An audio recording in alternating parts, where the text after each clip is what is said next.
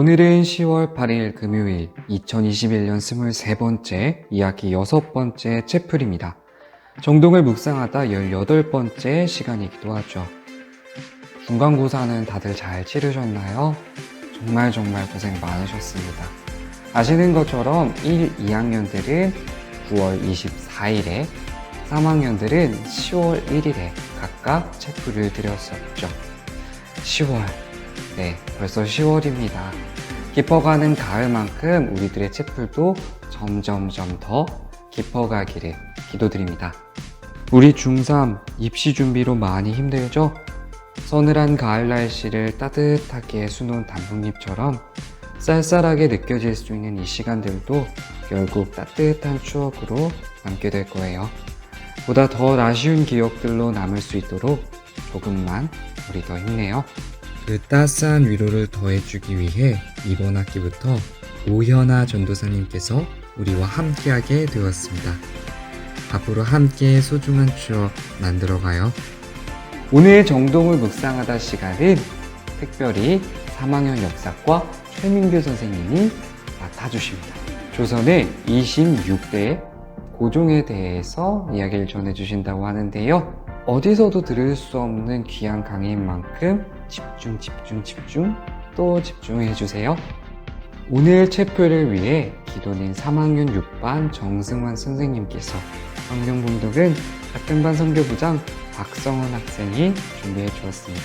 오늘도 우리는 사랑 안에서 함께합니다.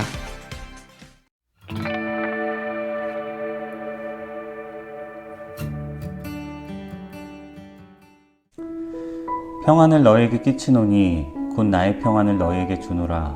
내가 너에게 주는 것은 세상에 주는 것과 같지 아니하리라. 너희는 마음에 근심하지도 말고 두려워하지도 말라. 아멘.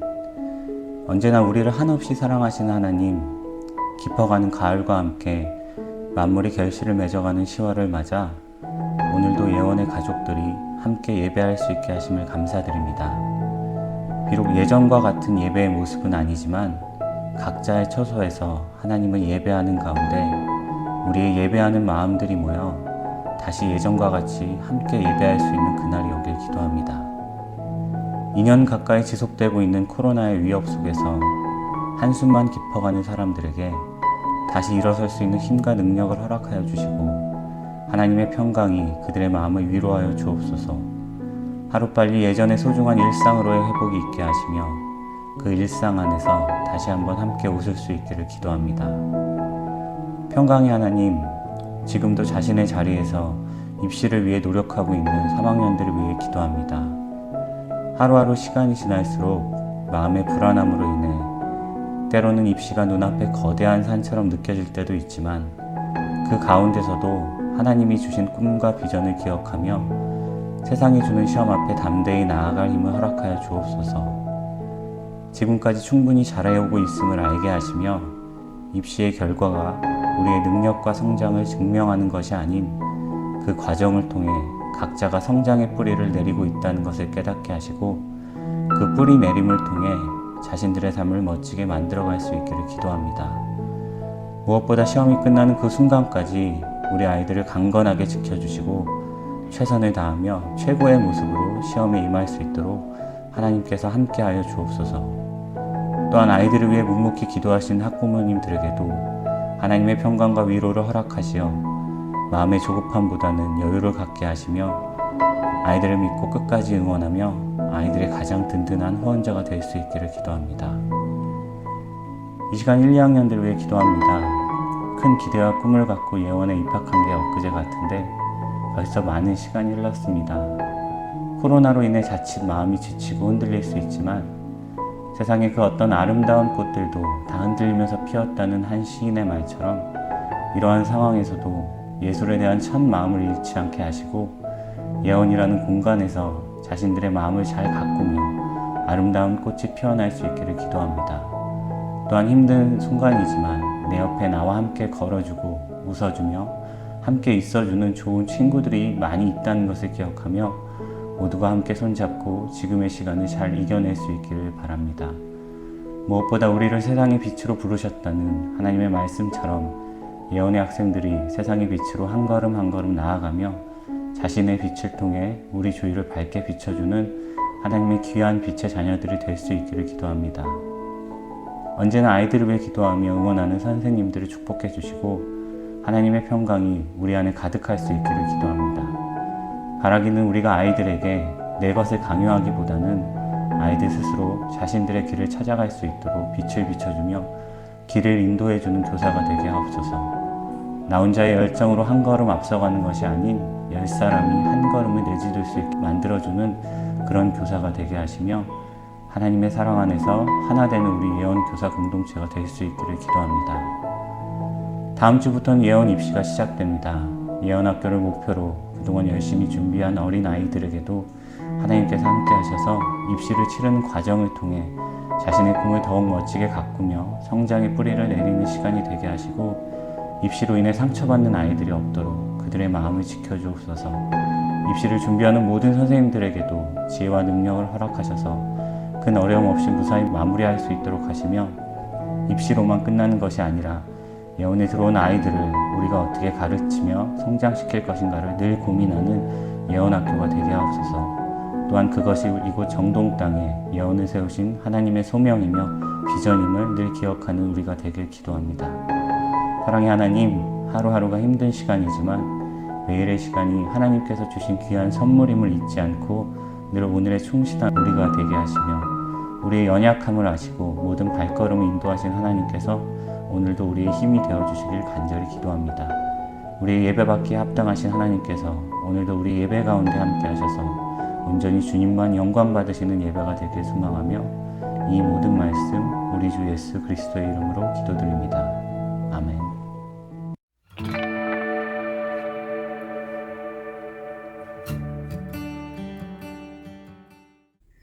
경건의 모양은 있으나 경건의 능력은 부인하니 이 같은 자들에게서 내가 돌아서라. 겉으로는 경건하게 보이나 경건함의 능력은 부인할 것입니다. 그대는 이런 사람들을 멀리하십시오. 우리 하나님의 말씀입니다. 아멘.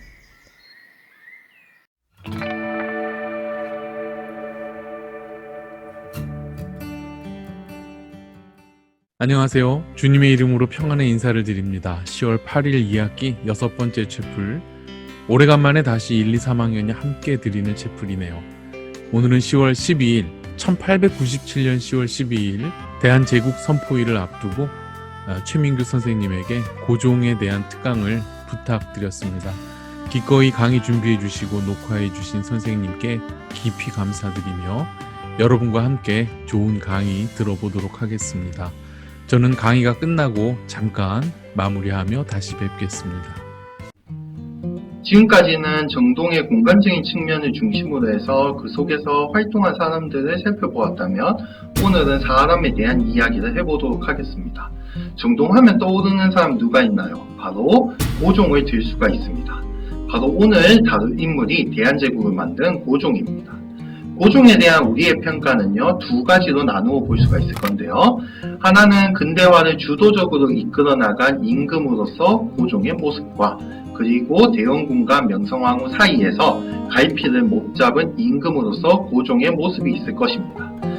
사실 고종에 대한 평가는 우리 역사의 최대 화두라고 할 수 있는 식민지화와 그 책임 소재에 대한 문제와 연결되어 있어서 쉽지가 않습니다. 그럼에도 불구하고 고종에 대해서 평가한다고 했을 때 우리는 전 고종이 살아가던 19세기 후반, 20세기 초의 시대적 상황을 고려해야 됩니다. 고종이 살던 시기는요, 제국주의 열강, 예를 들자면 일본, 청, 러시아와 같은 외세가 조선을 노리고 있었던 상황이었고요. 이때 조선에서는 내부적으로는 낡은 국가체제를 개혁해서 근대화를 달성하고 외부적으로는 제국주의 열강의 도전에 대항을 해서 국권 수호를 해야만 했습니다. 이를 두고 조선 내부에서는 다양한 방식이 제기되었는데요. 고종을 중심으로 한 대한제국이 채택한 방식은 황제인 고종을 중심으로 해서 근대화와 국권 수호를 달성하자라는 것이었습니다. 따라서 제가 질문을 던지자면요. 고종이 대한제국을 만들면서 채택한 황제 중심의 정치가 당시 조선이 맞이한 두 가지 과제인 근대화와 국권 수호에 효과적이었는가입니다. 이 문제를 알기 위해서는 우선 고종의 생애를 좀 살펴보고요. 다음으로는 고종의 근대화 이념인 국권 신참의 내용이 무엇인지에 대해서 알아보겠습니다. 이를 토대로 고종의 정치는 당시 시대적 과제였던 근대화와 국권 수호에 과연 효과적이었는지에 대해서 평가해 보도록 하겠습니다. 자, 지금부터는 고종의 생애에 대해서 좀 다뤄보도록 하겠습니다. 고종은 12살의 나이로 왕이 됩니다. 흥선대원군과 조대비간의 이제 밀실담합으로 왕이 됐다는 것은 유명한 사실이죠. 이 점에서 이제 고종은요, 즉위할 때부터 어떻게 보면 정통성이 부족했다라고 이해할 수 있습니다.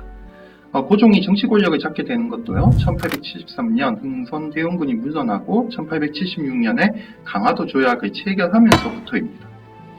그렇다고 고종의 권력이 안정됐냐? 그렇진 않았습니다.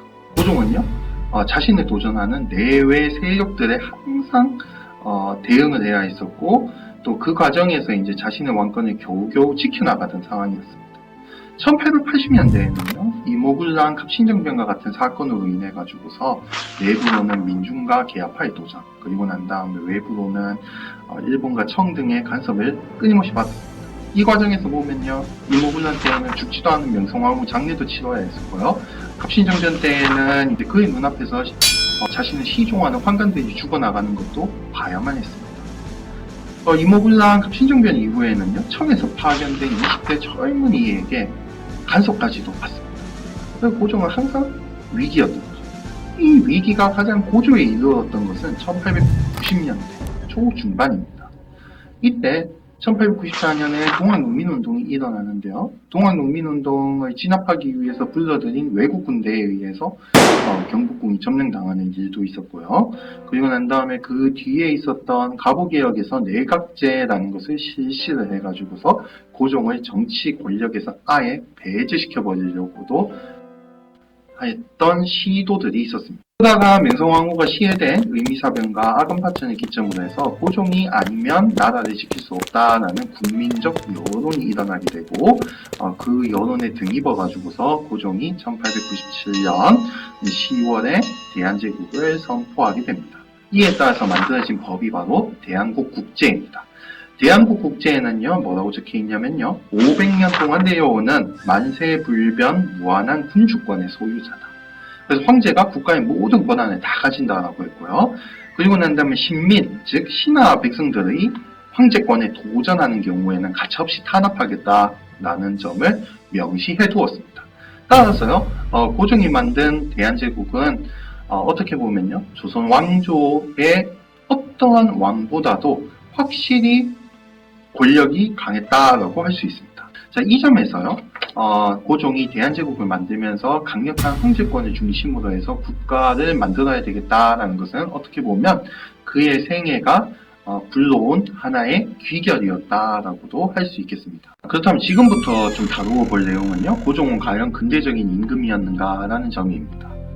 사실 이 문제는요, 우리가 대한제국하면 한 번쯤 들어봤을 단어, 바로 구본신참을 어떻게 봐야 되는가와 연결되어 있습니다. 구본신참이란 말 그대로 옛것을 근본해서 새로운 것을 참조한다는 것입니다. 얼핏 보기에는요, 유교적인 질서에다가 새로운 근대적인 문물을 더하겠다라는 의미를 지닌다고 할 수가 있겠는데요. 최근에 이제 연구가 거듭되면서요, 확실해지고 있는 것은 고종이 구본신참을 주장한다고 해서 옛날 조선 왕조의 법을 활용해서 국가 통치를 하겠다는 것은 아니었다라는 점이 확실히 밝혀지고 있다는 것입니다. 고종은 개항에서부터 가부개혁에 이르기까지 제정된 새로운 법들을요, 존중하고요, 이를 바탕으로 국가를 운영해 나가겠다라고 선언합니다. 대표적인 사례로 제1차 가부개혁 당시에 폐지된 과거 문제를 들 수가 있습니다. 과거는요, 조선시대의 유교에 대한 이해도를 시험봐서 관직 진출 여부를 결정하는 시험인데요. 이 시험에 응시할 수 있었던 사람들은요, 대부분 다 양반이었습니다. 그러니까 과거는 양반들의 권리를 지켜주는 시험이었던 거죠. 그래서 당시 보수적인 유학자들은요, 이것을 되살려달라고 여러 차례 고종에게 상소를 합니다. 고종은 그때마다 딱 잘라 거절합니다. 이 점에서 고종이 유교적인 이념을 탈피해서 근대적으로 변모하려고 했던 의지 자체는 확실하다고 할 수가 있겠습니다. 그런데 고종이 희망했던 근대적인 국가로서의 조선이 완성되는 시간은 굉장히 느리고 천천히 다가왔습니다. 고종의 개혁을요, 흔히 고종의 대한제국 당시 언어를 따서 광무개혁이라고 부릅니다. 대체적으로 고종이 주도한 광무개혁은요, 1897년부터 1904년 러일전쟁 직전까지를 말하는데요. 고종이 채택했던 개혁 방식은요, 철저하게 황제와 국가가 중심이 되는 위로부터의 근대화였고요. 고종이 광무개혁을 실시하면서 황제 주도의 개혁 또는 황제 중심의 개혁을 채택한 이유는요, 무엇보다도 제국주의 열강에 비한다면 미숙한 국내의 상업 경쟁력을 보호 육성하기 위해서는 황제와 같이 강력하고 체계적인 힘이 필요하다고 판단했기 때문입니다. 그리고 실제로도 황제 중심 또는 국가 중심의 개혁이 당시로서는 효율성이 있다는 것이 어느 정도 입증됐죠.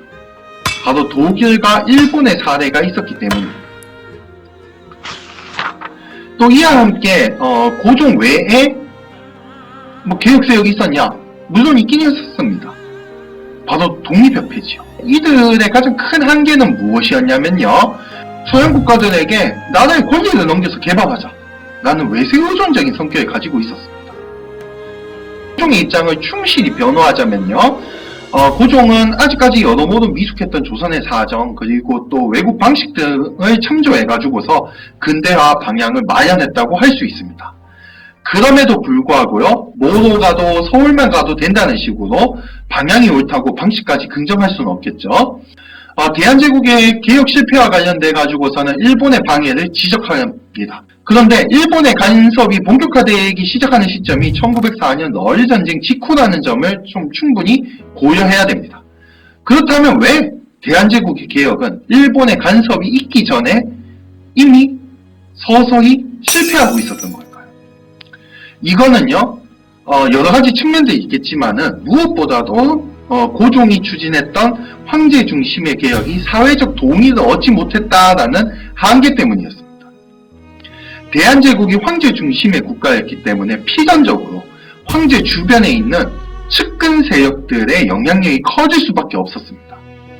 이들은 대체로 서자, 무반, 점술가까지 포함하는 집단들이었는데요. 이 사람들의 가장 큰 특성은요, 능력이 있어서 등용되었지만은 한편에서는 황제의 총애에 기대어가지고서 성장했다라는 한계가 있었습니다. 그래서 출세를 놓고 뭐라고 했냐면 벼락 출세라고 했습니다. 이 사람들이 권력을 잡고 난 다음에 근대적인 개혁 방향을 마련하고 이념을 제시했냐? 그렇지 않았다는 겁니다. 이 사람들이 집중했던 것은요, 어디까지나 자신들의 정치 권력을 어떻게 유지하는가의 문제였습니다. 따라서 이들의 권력을 장악하면 장악할수록 오히려 정치 상황이 더욱더 불안정했던 거죠. 이와 함께 또 생각해 볼 점이 대한제국의 황제 중심 체제에서 권리가 없었던 국민의 문제를 들 수가 있습니다. 대체적으로 이 대한제국 당시의 세금은요, 엄청나게 무거웠다고 합니다. 이 엄청난 무거운 세금이 2중, 3중으로 부과가 되고 그것이 전부 다 어디에 떠넘겨졌냐면 바로 백성들에게 떠넘겨졌습니다. 백성들에게 떠넘겨진 무거운 세금에 대해서 백성들이 지방간에게 호소를 해도요, 제대로 처리되지도 않을 뿐만 아니라 심지어는 고발한 사람들이 처벌받는 지경에 이르렀습니다. 이처럼 대한제국의 개혁은요, 복종하고 충성할 의무는 있으되 권리는 없었던 지배층, 국민들의 저항에 직면을 해가지고서 표유할 수밖에 없었던 거지요. 마지막으로 질문해 볼 점은요, 고종의 국권 수호 운동 방식이 과연 효과적이었는가의 문제일 것입니다. 고종의 평가 중에 우유부단한 군주라는 평가가 있습니다. 이렇게 고종이 우유부단한 군주라는 이미지가 각인된 사건은요, 의사조약이라고 할 수 있습니다. 의사조약 당시에 고종은 조약 체결을 강요하는 이토 히로부미에게 중요한 결정인 만큼 자문을 구하겠다고 이토에게 여유를 청합니다. 이에 이토 히로부미가 한마디 하죠. 임금이 모든 걸 결정하는 국가에서 왜 국민들의 뜻을 본다고 하느냐라고 합니다. 물론 이제 이와 다르게 여러 가지 이야기들이 있긴 합니다만은 의사조약과 같은 중요한 조약 체결에 있어서 어떻게 보면 대한제국 유일한 주권자로서 고종은 왜 이렇게 무책임했을까? 이 문제를 살피기 위해 가지고서는요, 우선 고종의 향후 외교를 통한 국권 수호 운동과 연결시켜서 생각해 봐야 될 것입니다. 잘 알다시피 고종은요, 1907년 헤이그 특사 사건으로 대표되듯이 밀사 외교를 통해서 국권을 수호하고자 했습니다. 고종은요, 조약 체결에서 자신의 결재가 없으면 불법이라는 점을 확실히 인식하고 있었고, 그러한 불법성에 대해서 열강들의 공동조사 및 무효 승인을 요구하는 등 외교적인 방식을 통해 가지고서 해결하고자 했습니다. 고종의 외교적인 방법은요, 좀 합리적인 측면도 있었는데요. 왜냐하면 객관적으로 봐도 일본에 비해서 좀 부족했던 군사력, 그리고 또 당시 제1차 세계대전 직전으로 열강 간의 복잡한 정세 등을 고려했기 때문입니다. 그런데 러일 전쟁 이후에 열강 등은 일본에게 대한제국의 운명을 맡긴 상태였습니다. 이에 대해서 고종이 몰랐냐? 그렇진 않았습니다. 일본 공사관 기록에 따르면요, 고종은 러일 전쟁 이전부터 일본에서 발간되는 신문들을 모두 번역해서 정독했다고 합니다. 그럼에도 고종이 외국 국가들에게 기대를 건 이유는요, 그가 가진 독특한 국제 질서에 대한 이해 때문이었습니다. 고종은 양육강식의 논리에 입각해서 밀실에서 강대국들의 흥정에 따라서 세계 지도가 그어지던 제국주의 시대의 국제 질서에 대해서 국교적인 도덕, 신의 등이 여전히 작동하고 있을 거라고 믿었고요. 그렇기 때문에 열강들에게 우리 간에 신의가 깊지 않냐, 우정이 깊지 않냐는 식으로 호소하면 충분히 해결될 것이라고 이해하고 있었습니다. 이처럼 고종의 제국주의 시대에 대한 이해 부족은 그가 국권 수호 전략으로 채택한 외교 운동 방식을 실패로 몰아가고 있었습니다. 이와 함께 좀 생각해 볼 점은요, 고종의 외교 활동에 대해서 당시 사람들이 지지했냐라는 문제입니다. 그런데요, 고종의 외교 활동에 대해서 당시 사람들은 그다지 우호적이진 않았습니다. 훗날 독립운동가이기도 한데요, 이 사람이 고종의 외교 활동에 대해서 회고하기로는 오히려 외교 활동 때문에 대한제국이 이제 망하게 됐다라고 평가하는 사람도 있었습니다. 그리고 많은 사람들이요, 그 당시에 일본에 의해 가지고서 의사조약이 체결된 뒤야말로 황제 중심의 정치 체제를 개혁할 시기다, 절호의 기회다라고 생각하기까지 했습니다. 그렇다고 대한제국에서 모든 사람들이 일본에 협조한 것은 아닙니다. 의병운동으로 대표되듯이 일본에 끝까지 저항한 인물들이 있었는데요.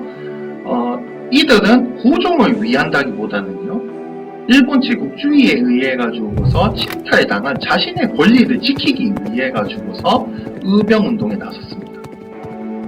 이 점에서 좀 생각해 볼 점이 바로 위기 상황 속에서 위기를 극복하기 위해서 헌신하는 사람들이 있냐 없냐의 문제입니다. 고종은요, 그러한 사람들, 위기 극복에 적극적으로 나서는 사람들을 형성하고 조직화해내지 못했던 것입니다.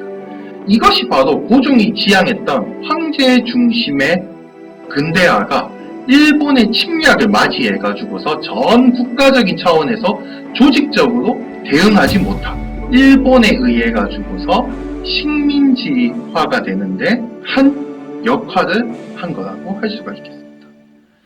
자, 그렇다면 우리는 고종을 보고 무엇을 생각할 수 있겠느냐? 지금까지 이제 고종에 대해서 살펴보았는데, 제가 이제 결론을 이야기하면요, 고종은 확실히 조선을 근대적인 국가로 만들고자 했고, 그러한 의지가 있었던 것은 분명하다고 할 수 있습니다. 다만 그 방법으로 채택한 황제 중심의 체제가 과연 효과적이었냐는 의문이라는 거죠. 사실 고종이 살던 시기와 현재 우리가 사는 시간대는요, 거의 120년 가까이 차이가 있습니다. 그리고 주어진 문제도 다릅니다. 그렇게 직접적으로 대입해가지고 생각하기는 어렵고요. 다만 우리가 좀 생각해 볼 지점은요. 최근 포스트 코로나가 거론되는 등 인류 사회가 변화에 직면하고 그 변화를 어떻게 받아들여야 될지가 우리에게 숙제처럼 주어져 있습니다.